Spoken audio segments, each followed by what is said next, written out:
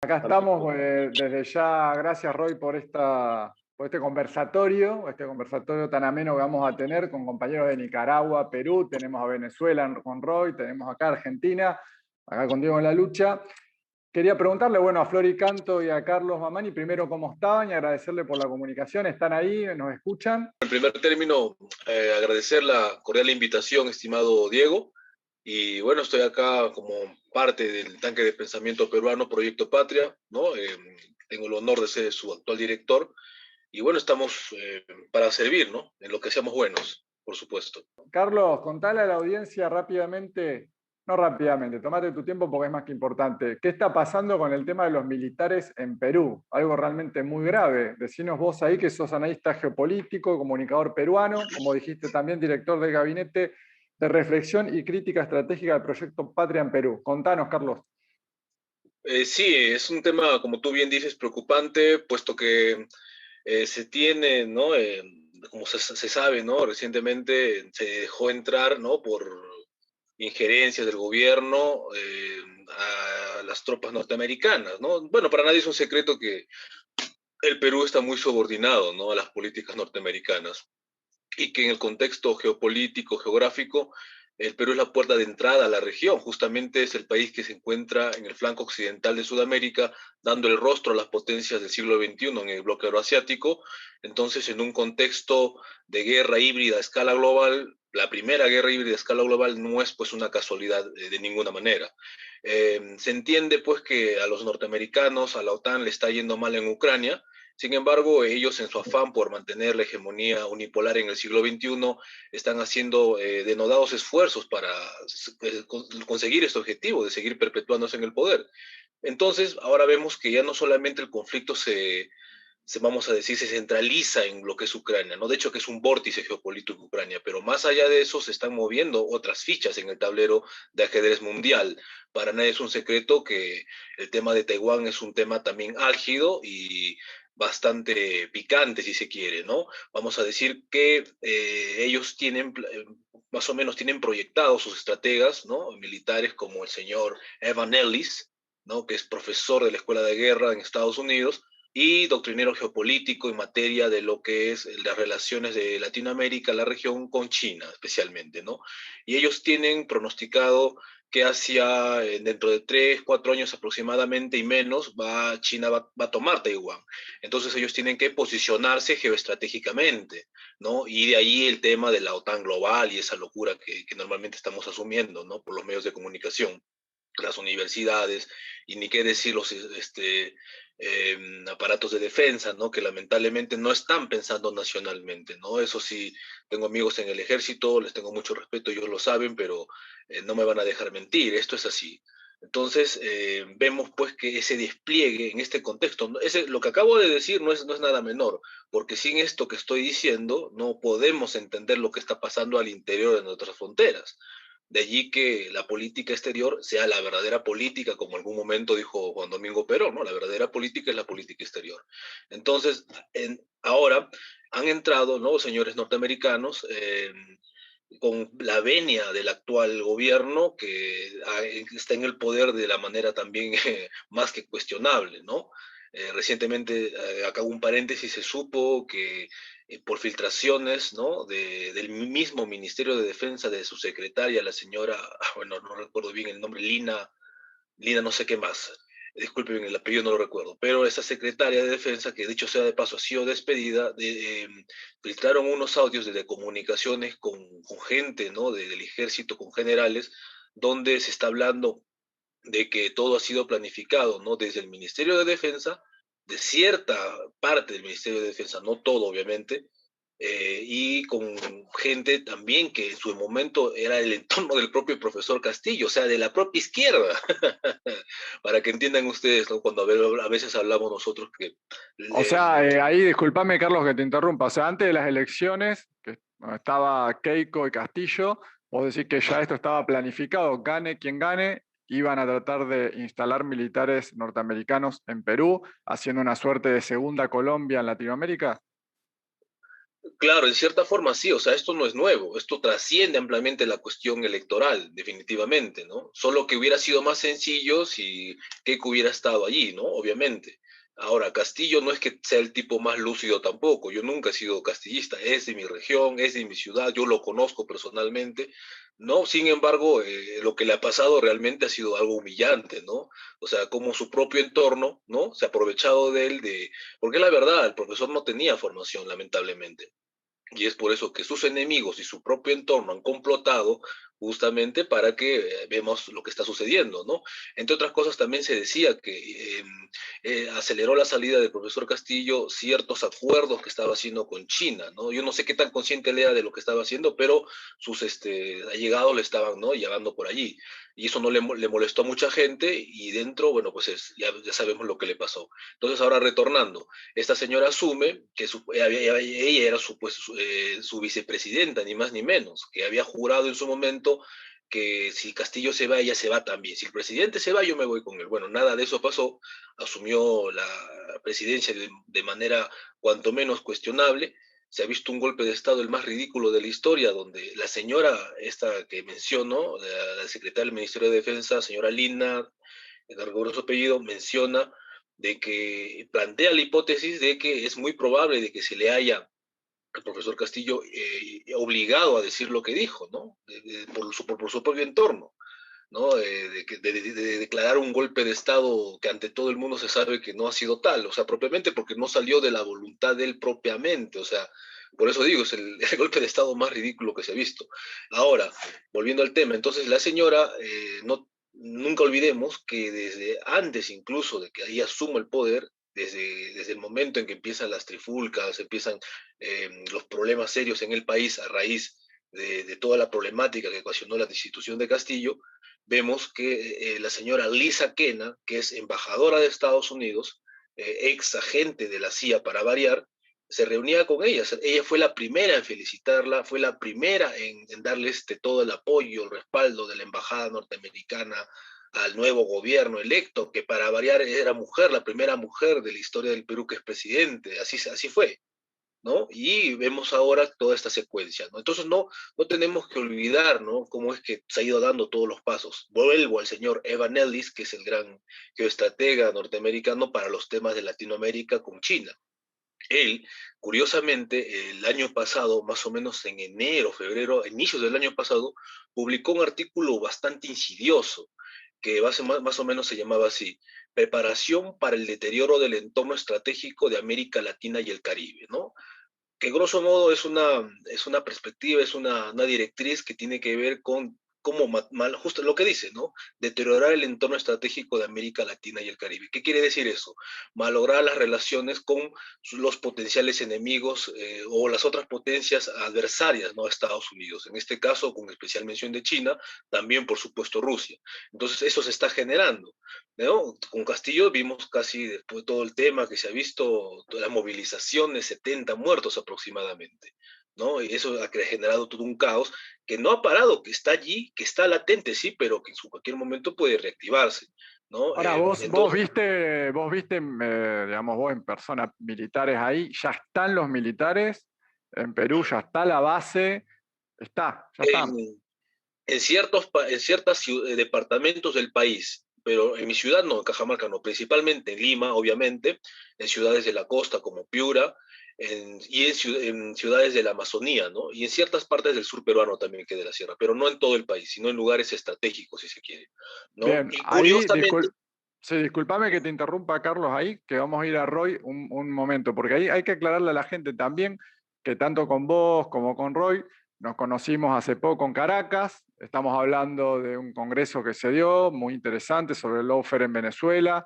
y sobre algo tan grave como es el secuestro de un diplomático, que me gustaría ahí, te corto un momentito, Carlos, para ir a Roy, que nos cuente Roy lo que está pasando con el tema Alex Saab en Venezuela, que le cuente un poquito al público, forma resumida, qué es exactamente el tema Alex Saab. ¿Estás ahí, Roy?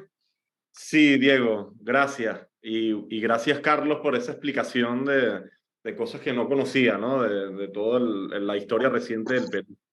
Pues sí, nos conocimos la semana pasada en Caracas en el marco del foro lawfare contra Venezuela a 3 años del secuestro del diplomático Alex Saab, que viene siendo también parte de esta estrategia del imperialismo de destruir las naciones que están, digamos, teniendo posiciones, digamos, soberanas, posiciones de encuentro con otras naciones que no se, digamos, alinean con el imperialismo norteamericano. Y Alex Saab, digamos, fue un diplomático, es un diplomático que en este momento se encuentra secuestrado en los Estados Unidos. Él fue secuestrado en Cabo Verde inicialmente, en un viaje para Irán, en una misión diplomática. Y esto es muy grave, porque él estaba digamos, cumpliendo una labor humanitaria muy importante para el país, porque, recordemos, fue el 12 de junio de 2020, plena pandemia, Donald Trump en el gobierno. Hay que recordarnos de las palabras de hace 3 semanas de Donald Trump, un sábado, hace 3 semanas, donde él decía Venezuela estaba lista para el colapso. Yo estaba a punto de entrar allí, de tomar el petróleo y ahora lo estamos pagando. O sea, el que estén pagando, el que Estados Unidos esté pagando el petróleo de Venezuela es un acto de idiotismo, dice él, de Biden. O sea, que para ellos el petróleo tiene que ser gratis, cosa que están haciendo, por ejemplo, en Siria, ¿no?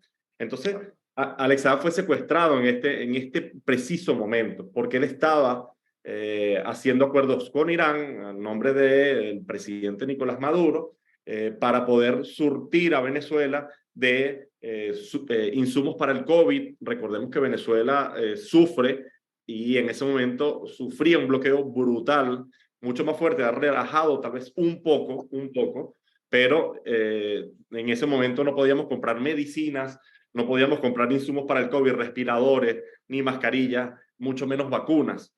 Y Alex Saab estaba en esta búsqueda gracias al apoyo de la República Islámica de Irán, que por cierto el presidente estuvo por aquí hace algunos días visitando 3 países importantes de Latinoamérica, como lo son Venezuela, Nicaragua y Cuba.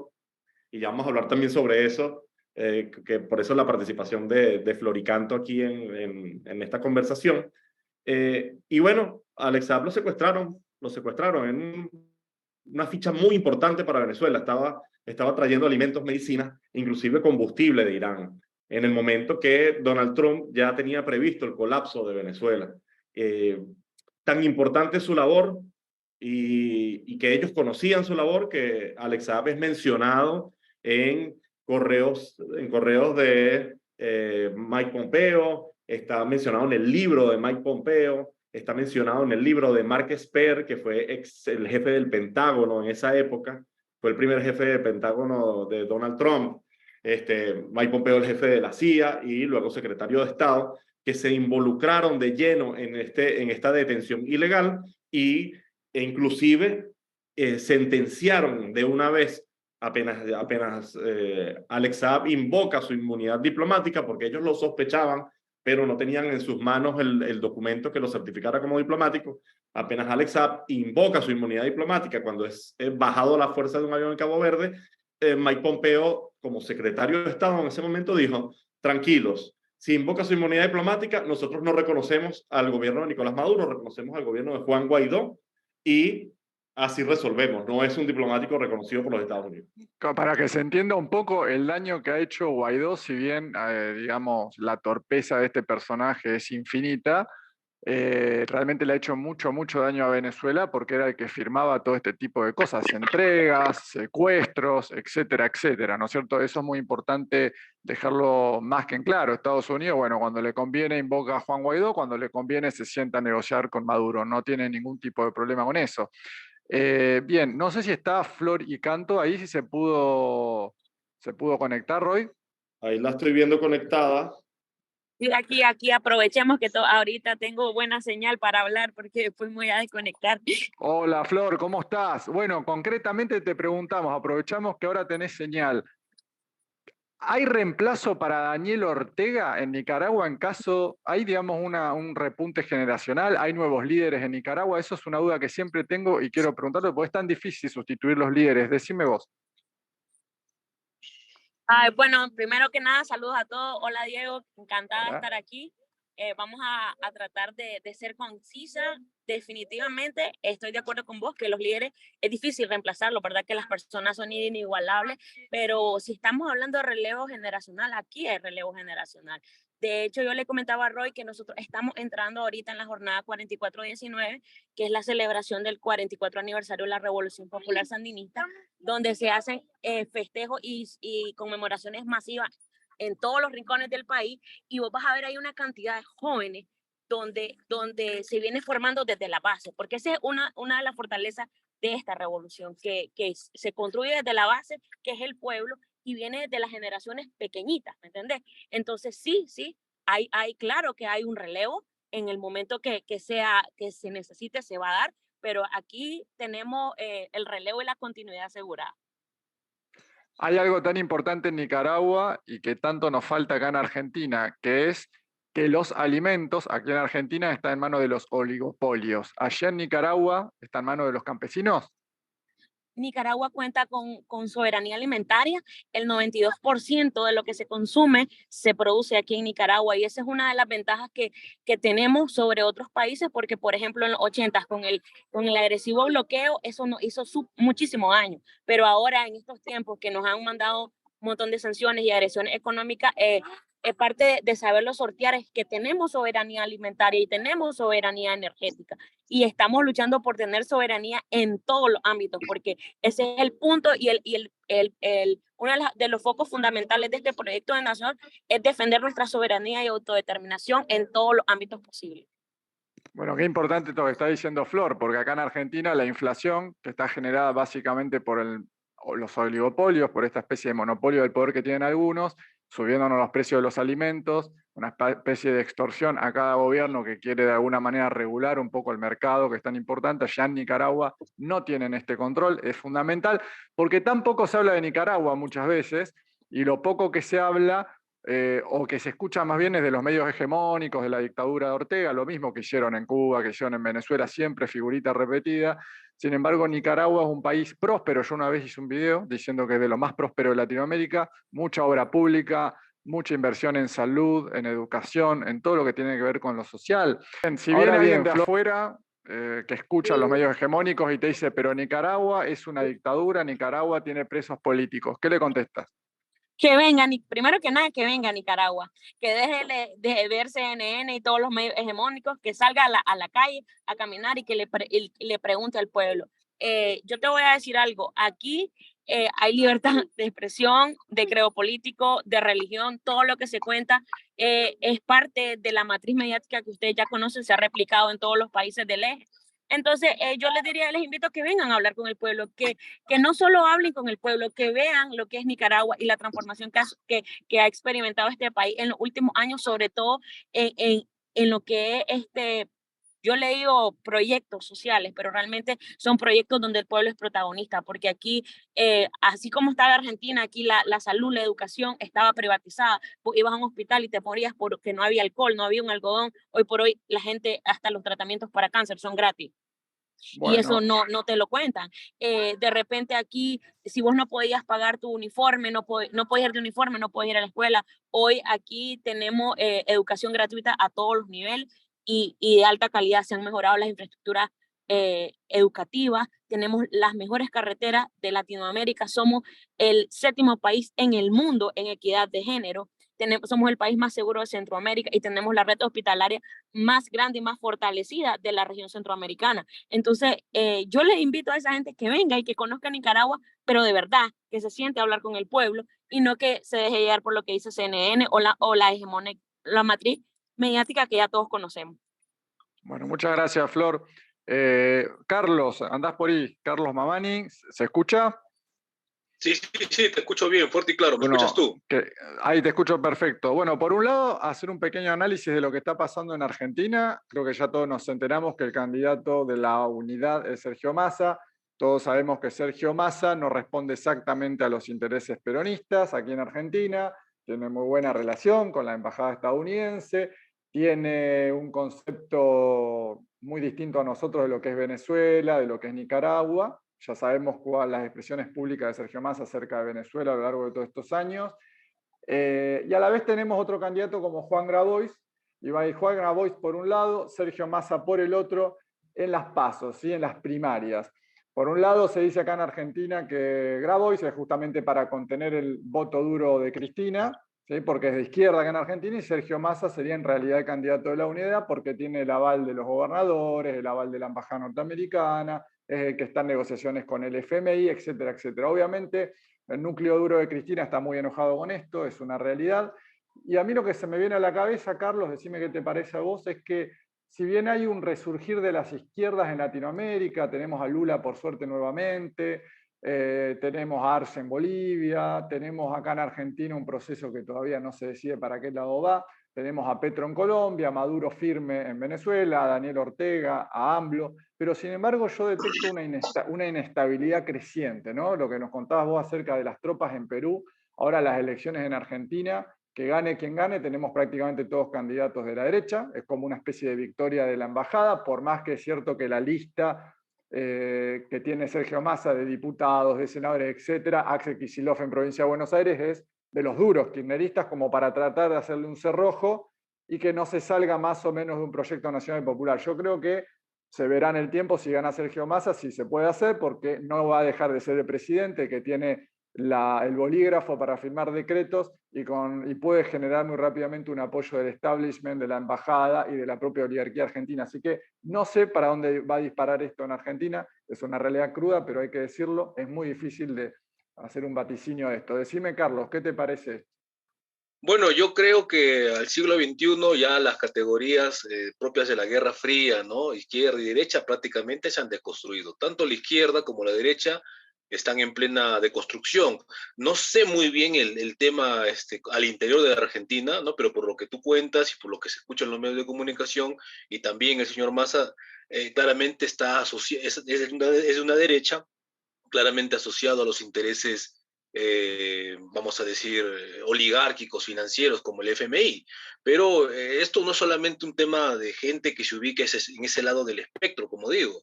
Tenemos a Boric en Chile, que cuando ganó, inmediatamente fue felicitado por el propio Anthony Blinken. Ustedes imaginan a Salvador Allende siendo felicitado por Kissinger en esos momentos de los...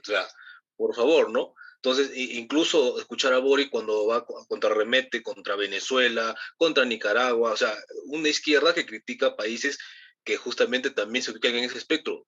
Bueno, supuestamente, ¿no? Entonces, ¿qué entendemos por esto? Que al siglo XXI ya no podemos guiarnos por eso. Dijo algo muy importante, Roy.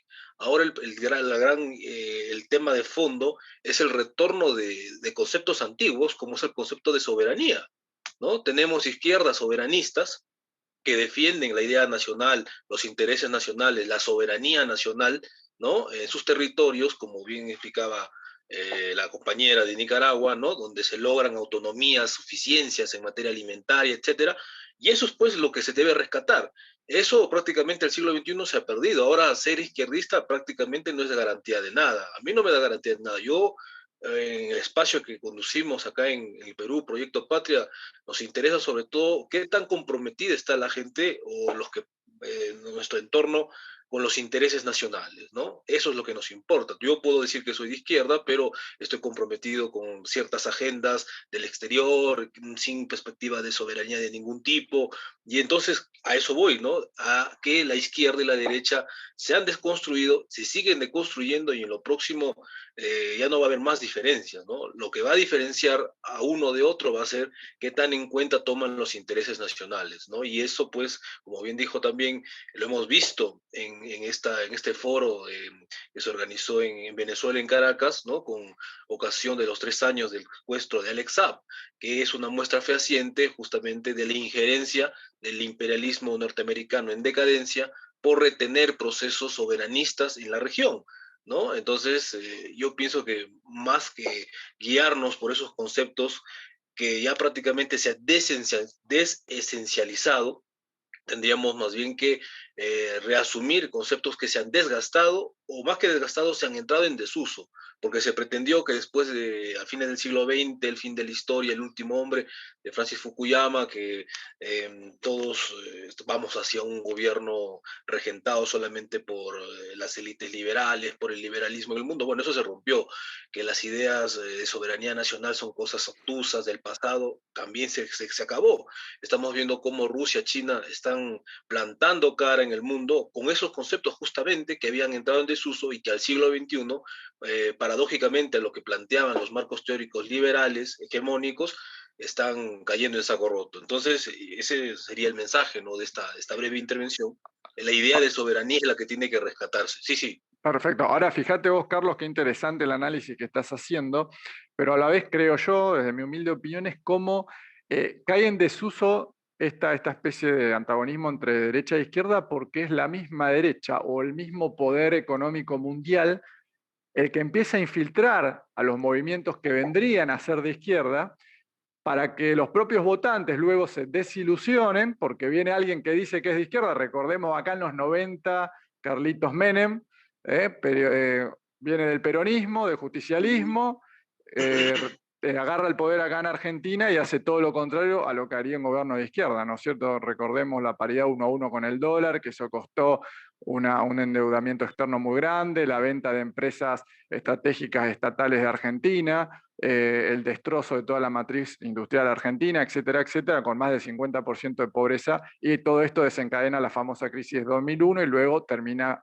asumiendo en definitiva Néstor Kirchner para arreglar todo el desastre que había hecho Menem con unas alianzas estratégicas con Estados Unidos. Entonces, yo recuerdo una entrevista que le hice a Lucy Vaya, la periodista esta rusa española que estaba en Donbass, y cuando yo le dije, bueno, que los que dicen que Putin es de derecha, ¿qué le contestás?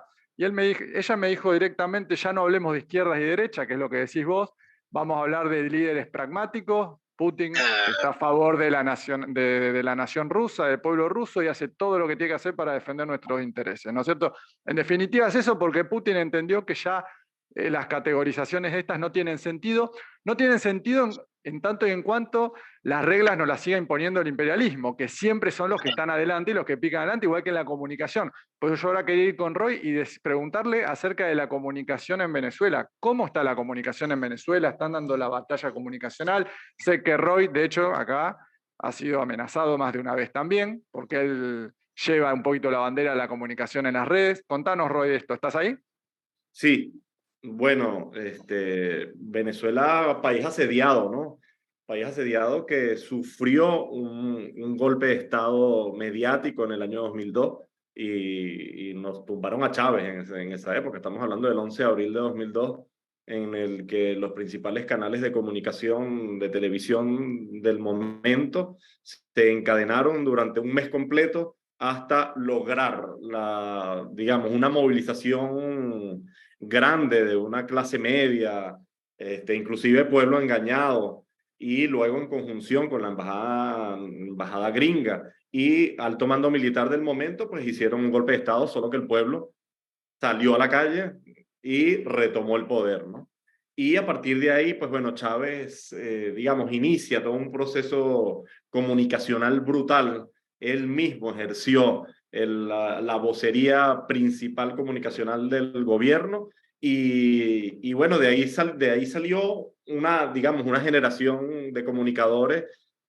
Fue el primero, por ejemplo, Chávez, de los primeros que entró a Twitter, de los primeros presidentes que entró a Twitter y nos dijo a todos, mira, hay que salir a las redes, hay que salir a comunicar, la comunicación popular. En Venezuela se abrieron miles de radios comunitarias, muchas de ellas, inclusive después de todo este gran periodo de bloqueo y crisis, están funcionando. O sea, radios comunitarias que dicen la verdad, despliegan la verdad y pues nos toca siempre una batalla muy dura, pues, porque Venezuela obviamente está en la mira del imperialismo. Venezuela es la reserva de petróleo más grande del mundo. Entonces, los imperialistas ven con mucha hambre, ¿no? El poder tomar el poder en Venezuela, poder tomar el control, poder tomar las riquezas de Venezuela. Y pues obvio que nos toca una batalla brutal. Por ejemplo, el día de ayer, y esto hay que comentarlo, el día viernes, en Caracas, un diputado de la Asamblea Nacional de la oposición le pide a la Contraloría General de la República cuál es el estatus de una dirigente política que se llama María Corina Machado. María Corina Machado es una oligarca, su familia pues siempre ha estado vinculada históricamente antes de la revolución a los gobiernos digamos que mandaban en el país, con negocios tan importantes como la electricidad. Cuando la electricidad no era nacional y estaba privatizada en Venezuela, su abuelo y su padre eran los dueños de estas empresas que generaban y distribuían electricidad para todo el pueblo. Entonces, esta mujer, pues, quien, digamos, parecía que estaba, digamos, moviéndose para una candidatura presidencial, fue una mujer que, y hay que decirlo aquí, siendo diputada de la Asamblea Nacional, se fue a la OEA y representó a Panamá. Ella accedió a un cargo, tomó un cargo diplomático de otro país. ¿Ok? Esto le costó, por supuesto, la salida de la Asamblea Nacional y posteriormente una inhabilitación por 15 años. Y esto fue lo que vino él a preguntar, el diputado de la oposición. La Contraloría le responde, sí, María Corina está inhabilitada desde el año 2015 por 15 años. O sea, está inhabilitada hasta el año 2030. Y ella, ¿por qué está en campaña electoral? Si ella sabía que estaba inhabilitada. Entonces quieren hacer ver y van a querer hacer ver que el gobierno está inhabilitando a candidatos que pudieran ganar la presidencia. Hay que decirlo muy claramente, María Corina no es la dirigente política más querida en la oposición venezolana, siempre ha buscado, digamos, y ha sido vocera de la petición de sanciones, ha sido una vocera abiertamente de la invasión militar norteamericana para Venezuela, ha pedido muchas veces durante todos estos años que y cuando estaba Donald Trump gobernando decía casi toda la semana salía a decir el TIAR, el tratado de no sé qué recíproco de la OEA, que vengan las tropas norteamericanas a Venezuela porque las necesitamos. Entonces es una persona que es una traidora a la patria. O sea, estamos hablando de que una persona que tuviera la más mínima chance de llegar a tomar el poder, pues, y aquí al día siguiente entran los militares gringos de una vez y le entregan todo. Entonces, sí, creo que la oligarquía venezolana es la oligarquía que más veces debe haber pedido en los últimos 20 años que invadan su propio país. La verdad que es una locura.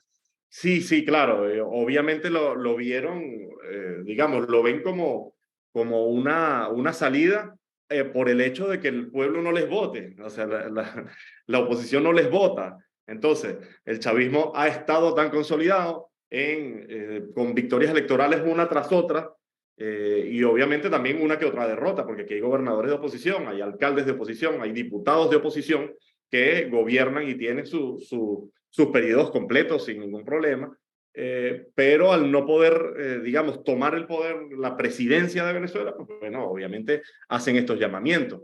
Pero entonces hay que aclarar que María Corina Machado no fue inhabilitada el día de ayer. María Corina Machado le fue notificado que ella estaba inhabilitada para presentarse a un cargo de elección popular, como es la presidencia de Venezuela. Flor anda por ahí, ¿la tenemos todavía conectada? Flor, la perdimos, me parece, ¿no? Aquí estoy, aquí Acá estoy. está Flor, ahí está Flor, vamos todavía. Continúa con señal, buenísimo, fundamental ahí desde Nicaragua, Flor y Canto en las redes sociales. Flor, ya que estamos hablando de la oposición, y cuántas similitudes entre Venezuela y Nicaragua en esto. Recordemos que las guarimbas de estas manifestaciones violentas primero fueron en Venezuela y después se replicaron de la misma manera en Nicaragua, con muertos, con instituciones incendiadas, etcétera, etcétera. Fue una locura lo que se vivió tanto en Venezuela como en Nicaragua. Ahora bien, te dicen, Ortega está metiendo preso a los opositores para que ellos no ganen las elecciones. ¿Qué le contestás vos a esta gente? ¿Que tenés delincuentes presos o presos políticos en Nicaragua? Primero que nada, en Nicaragua no existen presos políticos. Lo que fueron delincuentes, fueron terroristas, sicarios, gente que promovió el odio entre las familias, que mandó o sea, hay audio, hay videos donde están diciendo que maten a las personas, que vayan, que no importa, que si tienen que morir 3 millones de nicaragüenses, que mueran. Así como que están diciendo hola, así lo decían en la radio, lo decían en la televisión, desde locura hasta cualquiera. Aquí creían que había libertad o de hacer todo lo que querían y que las leyes no se iban a respetar. Hoy por hoy, todos esos delincuentes ni siquiera están en Nicaragua porque fueron repatriados a donde ellos obedecen sus órdenes y todo. Aquí en Nicaragua, yo te digo, aquí en cualquier parte, en otros países, si alguien dice directamente, vamos a atacar tal institución, vamos a atacar al gobierno, lo meten preso. Aquí se les acusa de traición porque en Nicaragua tiene que ser distinto. ¿A dónde está esa doble moral, ese doble rasero que se ha venido implementando y normalizando en todos los países? Simple y sencillamente aquí, todos los que cometieron crímenes, todos los que fueron partícipes del intento de golpe de Estado, de asesinatos, de la quema de instituciones, de promover todo eso, de sedición, fueron encarcelados. Y esos no pueden llamarse, primero que nada, algunos ni pertenecían a ningún partido político, simplemente eran ciudadanos que estaban en contra del gobierno y para poder decir que son para esos políticos, tenés que decir, o que eran candidatos, no habían, ni se habían inscrito a las elecciones, no habían ni llegado los tiempos para inscribir los partidos ni los candidatos, y ellos ya se decían candidatos. Entonces, eso es parte de la matriz mediática que han querido implantar para decir, pero aquí lo que habían eran delincuentes presos. Ojo, y que son representantes, son representantes de intereses supranacionales, correcto, de ni siquiera internacionales. Ellos representan los intereses del imperialismo de Estados Unidos. Y está muy bien eso de que ha hecho Daniel Ortega de sacarlos y de mandarlos para Estados Unidos. Tome, agarre su gente y llévense, váyanse para allá. Llévenselos y para sin allá. que se lo pidieran. Eso ¿no? fue una cosa que nadie se lo pidió. Él dijo, ok, esta gente no es nicaragüense, no responde, o sea, atenda contra todo lo que representa para Nicaragua, que se vayan a la nación a lo que pertenecen allá, están felices, verán ellos qué hacen. Así, simple y sencillamente, un día se levantó, ¿sabes qué? Estos no son aquí, los vamos a mandar allá, felices de la vida. Ahí están las fotos, aquella gente feliz, salieron hasta más gordos algunos de la cárcel porque tenían sus tiempos asegurados, porque algunos ahí andaban en la calle y nada, eso no lo cuentan, lo minimizaron. Bueno, ahí tiene la respuesta de Flor acerca de los que dicen que en Nicaragua hay presos políticos, ¿no? Una matriz de opinión tan difundida por los medios hegemónicos, por las redes sociales controladas, por estos medios hegemónicos también. Ahora, Carlos, decime, pues, en base a lo que decía Flor, ¿no? Estábamos hablando, ¿estás ahí, Carlos, sí? ¿Carlos? Sí, ahora te escucho, ahí, te escucho. Ahí está. Sí. Flor nos estaba hablando de las manifestaciones violentas en Nicaragua, yo hablé también un poquito de las guarimbas, ahí nos habló Roy. Ahora vos fíjate, en 2014, ¿en qué país sucedió algo exactamente muy parecido? En Ucrania. 2014, manifestaciones violentas por parte de la clase media, universitarios, sectores reaccionarios, etcétera, etcétera. Y ahora, ¿qué pasó en Ucrania? No aguantó Víctor Yanukovych, lo sacan del poder y estos fascistas toman el poder en Ucrania. ¿Y ahora cómo está Ucrania? Si hubiese pasado esto en Nicaragua y en Venezuela, ¿no? Y estas manifestaciones hubieran ganado el poder, ¿qué pensás que hubiese pasado? Ojo, en Venezuela pasaron, ¿oíste? 2014, exactamente. Disculpen. Primero hay que entender que esto es lo que se denomina tácticas, ¿no? Esto, revoluciones de colores, dentro de una estrategia mayor de guerra híbrida, ¿no? Entonces, ahora vemos cómo es que en nombre de la democracia, de los derechos humanos, se levantan estas banderas para desestabilizar a los países, ¿no? Y donde protagónicamente, otra vez, el tema del lawfare entra a tallar, y esto no se puede entender sin el respaldo de los medios de comunicación. Entonces, lo que se vio en Ucrania fue algo bastante paradigmático, donde a Yanukovych evidentemente no es que había sido un tipo, como se dice, trigo limpio, ni mucho menos, pero lo que sí es cierto es que ganó las elecciones democráticamente. Y grupos de extrema derecha fueron los que hubieron liderado, ¿no?, eventos y sucesos bastante lamentables, como los crímenes, ¿no?, de lesa humanidad en Odessa, donde incluso se incendió a gente, ¿no?, dentro de ese sindicato, de esa ciudad. Y bueno, ahora, una vez asumido el poder, ¿no?, esta gente ha recibido el respaldo desde incluso antes. No olvidemos que la señora Nuland ya visitaba Ucrania por esos entonces, antes del golpe de Estado. O sea, todo fue planificado por los aparatos.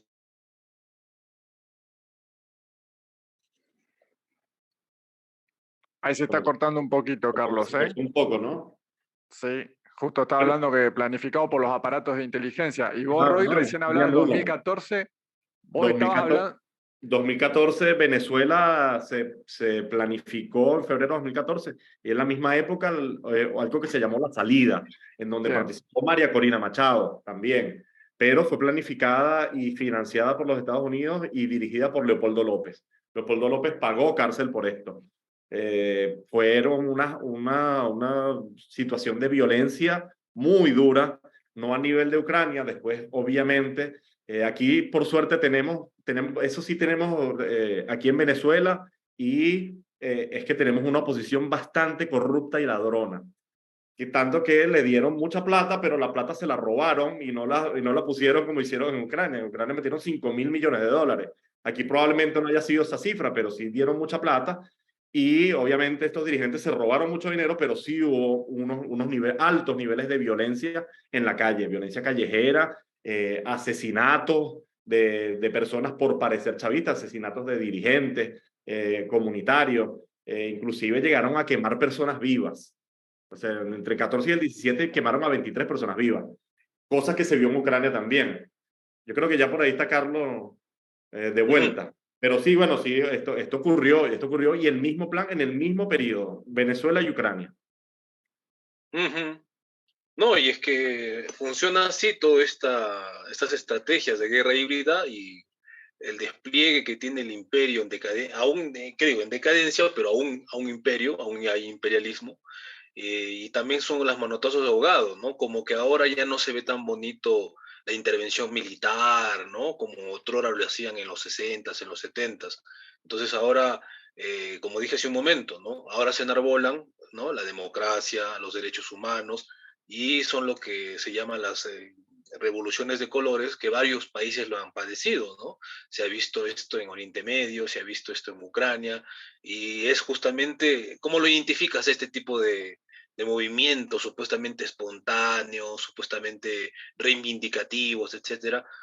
Bueno, muy sencillo, ¿no? Si esos movimientos están reconocidos una vez que asumen o son defendidos por los medios de comunicación hegemónicos occidentales, evidentemente no podemos confiarnos en absoluto. Ahora, si esos movimientos son, vamos a decir, criminalizados por los medios de comunicación, denunciados, y como satanizado. habitualmente se hace, bueno, hay que pensarlo más de una vez, ¿no? Si los medios de comunicación dicen, los grandes medios de comunicación, CNN, BBC, etcétera, y los medios locales, entre comillas nacionales, porque nacionales no tienen nada, replican esa narrativa, eso quiere decir pues que lo que dicen, si dicen que algo está mal, hay que pensarlo dos veces, de repente no está tan mal, y si dicen que algo está bien, también hay que pensarlo más de una vez, de repente eso no está tan bien.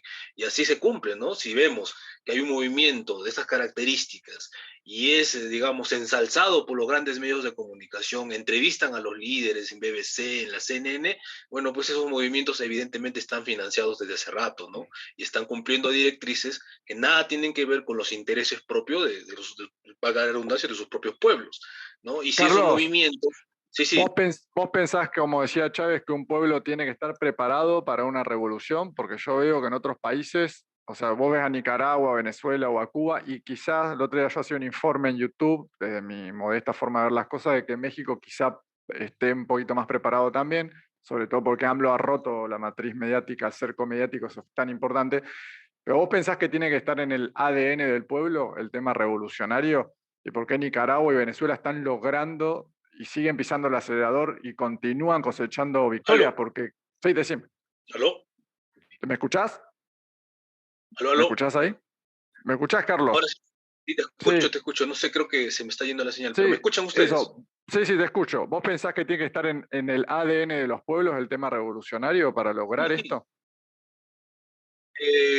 Bueno, siempre van a ser condiciones latentes, ¿no? Que un pueblo se levante o no, pero algunos pueblos están más adormitados que otros.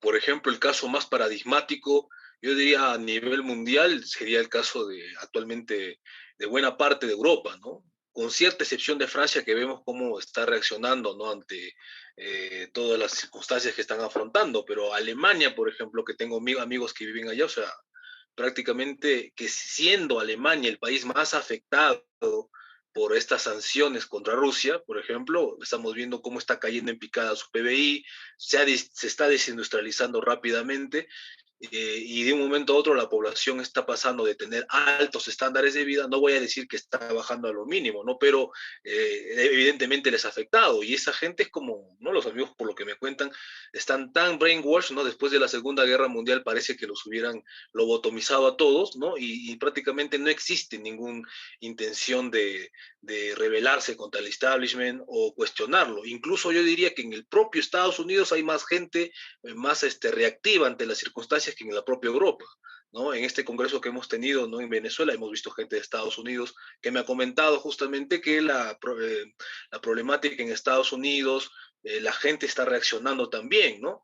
Bueno, entonces ahora si eso lo extrapolamos a nuestras latitudes, vamos a decir que en efecto son los medios de comunicación, el sistema educativo, que lamentablemente están hegemonizados por una perspectiva foránea, externa, que nada tienen que ver con los intereses nacionales de nuestros pueblos, y formatean a la población de tal manera que, bueno, pues simplemente no pueden darse cuenta la gran mayoría de que estamos viviendo como no merecemos vivir, porque somos países inmensamente ricos en recursos naturales, Venezuela, Perú, todo Sudamérica, recursos estratégicos que sinceramente no se entiende cómo es que puede haber pobreza, extrema pobreza, la desnutrición, anemia, ignorancia, etcétera. Entonces, eso obedece justamente a todo un imperativo ideológico cultural que los medios de comunicación propalan sobre nuestras poblaciones para neutralizar toda capacidad de rebelión contra el status quo que altera, trastorna, trastoca, ¿no? El bienestar en el caso de donde hablo de los peruanos y después de todos nuestros pueblos, ¿no? Entonces, Oye, Carlos, me ahí parece, me cumple. parece muy llamativo el hecho de que Europa se haya arrodillado a los intereses del imperialismo norteamericano de una manera tan fácil, ¿no? Cómo les volaron el gasoducto Nord Stream y no ha pasado nada, ¿no? Cómo hoy, como el día sábado, estaba Pedro Sánchez hablando en Kiev, en la Rada, hablando en un parlamento que ha ilegalizado el Partido Socialista, siendo él el secretario general de un partido socialista, que si él no pudiera estar hablando en la Rada en Ucrania si fuera del Partido Socialista, si fuera socialista. Entonces, vemos inclusive unos partidos de izquierda europea, pero también en nuestra región, como lo habías mencionado, que son, bueno, son herramientas, son instrumentos de estos planes imperiales. Yo creo que debemos hablar también del tema del litio, ¿no?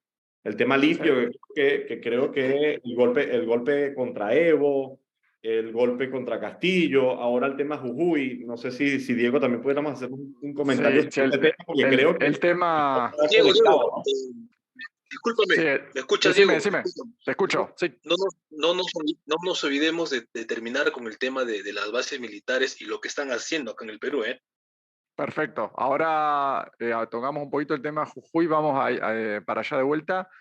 Sí, el tema Jujuy es muy complicado. Por un lado, porque un candidato macrista, digamos, aunque esté peleado con Macri, pero para que se entienda como Larreta, que es el jefe porteño, como decir el alcalde de Capital Federal, tienen la fórmula del gobernador de Jujuy, a Morales, que tuvo que ver también con el golpe de Estado en Bolivia. ¿Sí? Jujuy fue como una especie de base a partir de allí, de una base logística para el golpe de Estado de Bolivia. Tenemos, por supuesto, una fuerte represión, un intento también de cambio constitucional que se logró para reprimir la protesta con mayor, digamos, legalidad, por decirlo de alguna manera, y no es coincidencia que eso esté sucediendo en Jujuy, porque allí tenemos mucho litio. Por suerte los jujeños todavía están en lucha, estamos todos los sectores estatales, los sectores de pueblos originarios, etcétera, pero la represión es muy fuerte. Tenemos a Milagro Sala aún presa ahí. El delito de Milagro Sala, básicamente el delito entre comillas fue realizar viviendas sociales y todo lo que tiene que ver con el apoyo logístico a un pueblo pero tan pobre, tan rezagado como el jujeño. Eso es una realidad. Ahora bien, decime ahí, Carlos, que nos querías hablar del tema de las bases en Perú.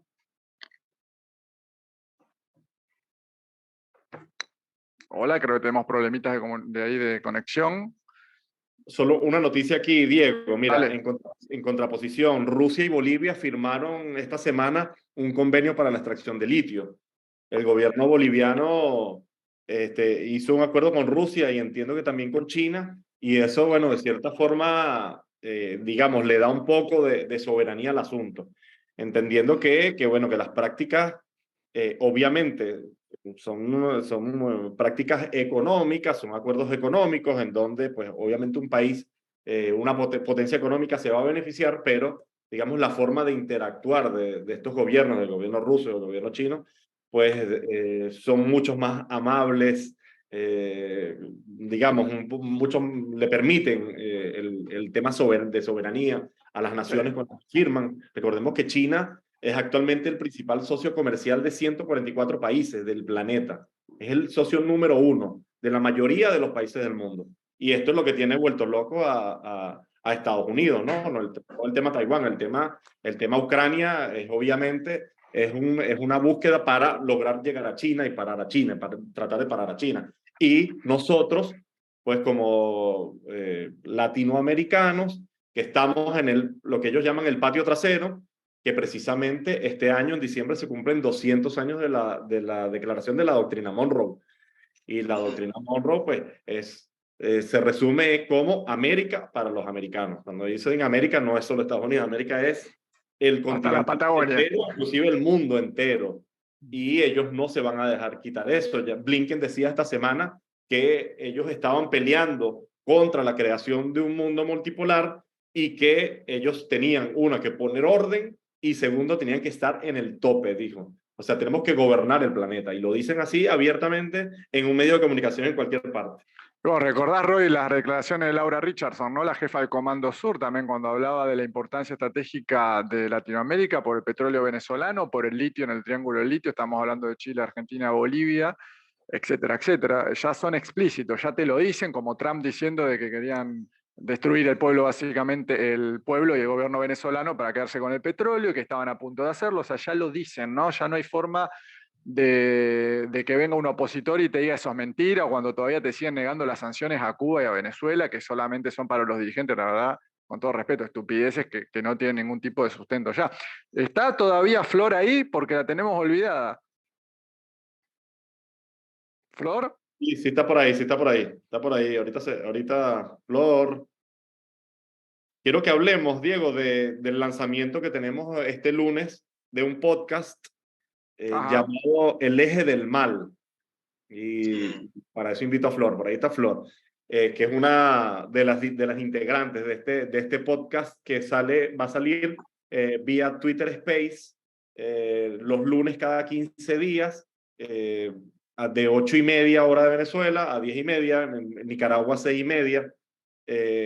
Bueno, un poco el nombre del Eje del Mal, pues bueno, es porque desde el imperialismo norteamericano nos señalan a los integrantes de estos países. Falta un compañero, digamos, en esta conversación, que es Pedro, el necio, se conoce como el necio de Cuba, y bueno, es un programa trinacional, ¿no? Es un podcast Venezuela, Cuba, Nicaragua, con invitados de todas partes del mundo, pero bueno, en especial de los del Eje del Mal, ¿no? ¿Cuál es tu Twitter, Roy? Decirle a la gente para los que estén Y escuchando. claro, para que nos sigan, ¿verdad? Mi Twitter es @Roy López Riva. Roy con I latina, Roy López Riva. Y Floricanto. Floricanto de Flor, ¿sí? La compañía de Nicaragua. Y Carlos, ¿estás ahí? ¿Tu Twitter? Sí, sí, sí, acá estamos. Dale, decinos tus redes también y danos un cierre del tema de las bases en Perú.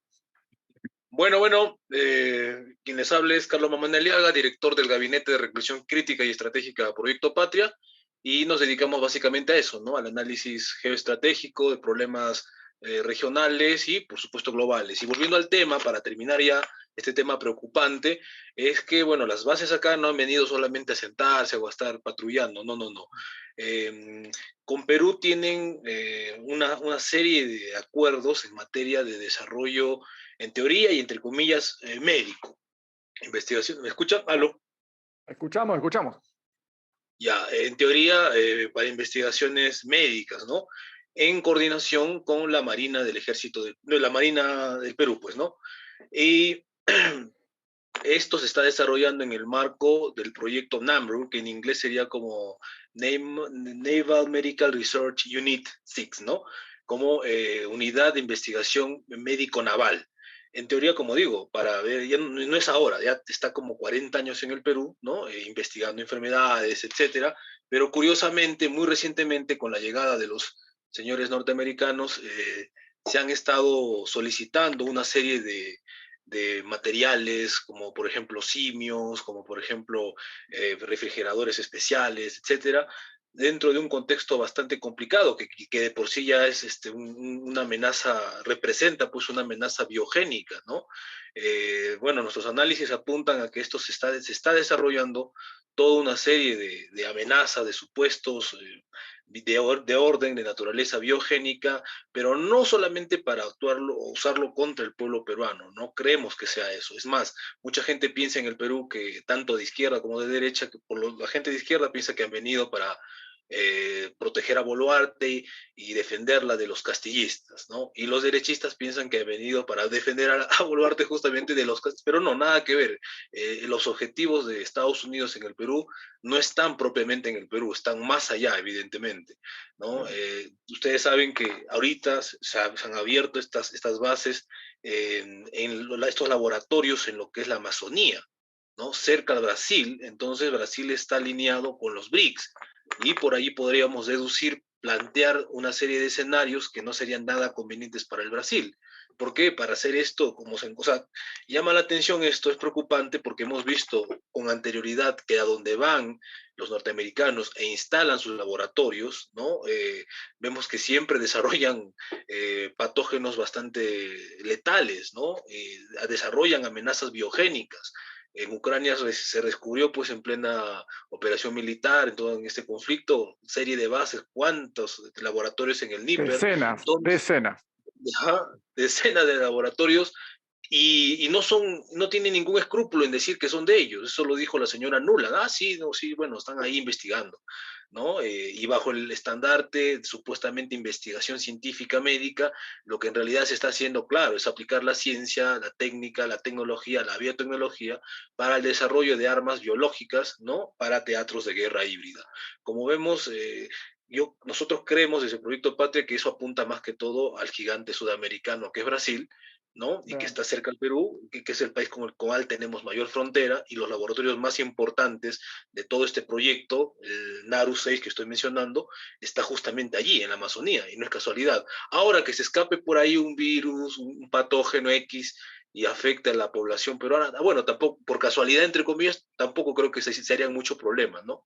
Entonces, se están desarrollando nuevas formas de transporte biológicas, ¿no? Como mosquitos, garrapatas, etcétera. Entonces, esto yo lo veo muy peligroso para el Perú y para la región. O sea, en este contexto de pérdida de hegemonía, pérdida de poder, porque ellos quieren mantener, claro, habló Roy de la doctrina Monroe, los 200 años, ellos quieren prevalecer con eso. La señora Richardson del Comando Sur también lo dijo claramente, y bueno, estamos viendo ese despliegue, o sea, no es casualidad, por eso es que hay que estar siempre revisando, analizando lo que dicen, no tanto los políticos norteamericanos, sí es importante, pero más que todo a sus militares, que no podríamos dejar de ver, ¿no? Y Bien, eso más o menos perfecto. es. Ujú. Bueno, Roy, creo que ya, bueno, estamos de tiempo. Yo creo que podríamos hacer un cierre cada uno, cortito, algo Sí, que los invitados quieran expresar, decinos vos también. sí, sí, claro. Y prefiero darle el espacio a Flor, que tiene que despedirse porque ya está de viaje, está en carretera y se va a acordar en cualquier momento. Flor. Bueno, gracias Diego por el espacio, ¿verdad? Por el tiempo. Lo invitamos este lunes, como decía Roy, al Eje del Mal. Realmente decimos que es un space pero realmente es latinoamericano, porque no solo vamos a abordar de los temas que pasan en nuestros países como Cuba, Nicaragua, Venezuela, sino también en toda la coyuntura latinoamericana y también mundial, porque también no podemos descuidar lo que está pasando en Jujuy, no podemos olvidarnos de Perú. Me parecería interesante abordar el tema de la crisis de agua en Uruguay. Entonces creo que este es una ventana, una puerta más para poder hacer ser, ser comediático. Entonces, esperamos obviamente que Diego se conecte y nos escuche y nos dé por ahí también al compañero de Perú. Y que seguimos fortaleciendo los lazos de amistad, de verdad, y de internacionalismo solidario entre todos los pueblos que luchan. Pues por ahí los dejo. Síganme en las redes, Floricanto X, en todos lados, por ahí estamos. Y encantado. Gracias, Flor. Nos vemos pronto. Saludos, Flor. Se despide Nicaragua. Bueno, y desde Venezuela agradecer también el espacio. Gracias, Carlos. Gracias, Diego. Gracias, Flor, por esta conversa tan amena. Espero que nos veamos más a menudo, ¿no? Porque hay muchas cosas de qué hablar. Muchas cosas están pasando en el mundo. Muchas cosas están pasando en nuestro continente. Y lo que nos salvará, pues, es la unión de los pueblos, la unión de nuestros movimientos sociales. En este momento está reunido el Foro de Sao Paulo, allá en Brasilia, y es un acto importantísimo, ¿no? Para los derechistas del continente, el Foro de Sao Paulo es el diablo, es Satanás, es la cuna del mal, de la maldad, pues, ¿no? Realmente es la unión de los pueblos, es la unión de los movimientos sociales. Hay que aprovechar estos espacios porque está renaciendo la UNASUR, está renaciendo la CELAC. Hubo un encuentro en Argentina, la CELAC social en enero. Tenemos ahorita esto aquí, este foro de Sao Paulo dándose, y numerosas reuniones de gobiernos y de movimientos sociales, de partidos políticos que nos van a dar, pues, digamos, un poco las luces de hacia dónde debemos apuntar y cómo debemos estar también comunicados. Y yo creo que estos espacios de conversación entre compañeros y compañeras de distintos países, pues también nos ponen un poco al tanto del qué está pasando en la región, qué está pasando en cada uno de nuestros espacios, porque a veces pareciera que nos quieren divididos, les gusta tenernos divididos. Y yo creo que la unión es lo que nos va a dar la fuerza. Saludos. Carlos. Bueno, en primer término, agradecerte, Diego, por la convocatoria tan importante, tan interesante, la confianza, a ti, Roy, también por volverte a ver, por lo menos a través de estos medios, y bueno, invitar a todos que nos sigan en Proyecto Patria, en YouTube, nos pueden encontrar también en Facebook. Estamos realizando el primer ciclo de conferencias sobre geopolítica en la historia universitaria del Perú con la Universidad Nacional de Cajamarca. Próximamente también habrán cursos de geopolítica, y bueno, bienvenidos todos, estamos para servirles, esos números están allí. Y una vez más, muchas gracias, de verdad. Estos espacios son los que ayudan justamente a generar otro tipo de opinión, una perspectiva más realista y por tanto contrahegemónica respecto a lo que verte en la narrativa de los grandes medios de comunicación. Felicitaciones, Diego, por tu emprendimiento y saludos cordiales desde Cajamarca, Perú. Bueno, yo también, palabras de despedida y de agradecimiento. Carlos, Roy, Flor, muchas gracias por este espacio de encuentro. Y bueno, decirle también a los suscriptores del canal que se suscriban, que compartan este contenido, que activen la campana de notificaciones, que realicen sus comentarios para que todo esto que estuvimos hablando con los compañeros se viralice o por lo menos llegue a más gente. Así que bueno, muchas gracias a todos.